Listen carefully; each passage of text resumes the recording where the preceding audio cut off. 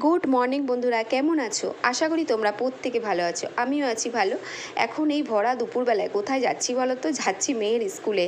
মেয়ের স্কুলে একটুখানি কিছু ডকুমেন্ট অফিসিয়াল কাগজপত্র জমা দেওয়ার ছিল। ডেকেছিল 10টা থেকে, কিন্তু সকাল সকাল আমি একদম যেতে পারিনি। গেলে খুবই ভালো হতো, কারণ যেতে পারিনি একটাই, ওই সকালে 2-4 জন পড়তে এসেছিলো।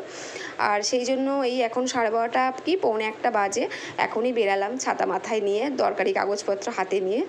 আর আজকের কি হয়েছে, একদম বাসটা আমাকে অনেকটা আগে নামিয়ে দিয়েছে, মানে যেখানে নামার কথা তার থেকে একটা স্টপেজ আগে নামিয়ে দিয়েছে।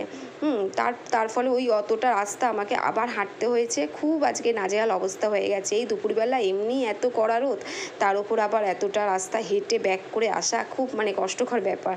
যাই হোক, আমি একটু রোদ খুব পছন্দ করি না। আমার রোদে বেরোলেই আমার মাথা যন্ত্রণা করে, আর আমাকে দেখেই বুঝতে পারছো যে মাথাটা কতটা গরম হয়ে আছে। যাই হোক, দেখো বলতে বলতে চলে এসেছি স্কুলে। একদম স্কুলটা তো একদম দেখতেই পাচ্ছ, তোমাদের এর আগে আমি শেয়ার করেছি আমাদের মেয়ের স্কুলের নতুন স্কুলটা।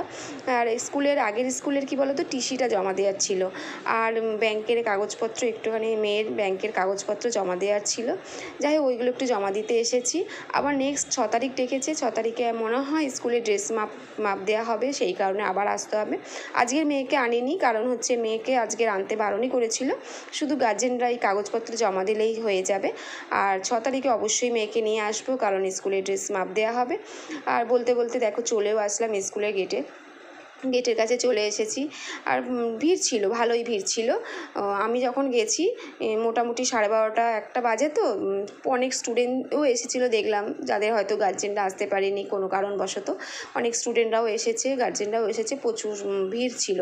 যাই হোক, আমি লাইনে দাঁড়িয়ে কাজটা করার পরে একটা ছোট্ট একটা কথা ছিল, যেটা হেড স্যারের সাথে একটু আলোচনা করার ছিল। তাই একটু হেড স্যারের রুমে গিয়ে একটুখানি ওয়েট করলাম স্যারের জন্য।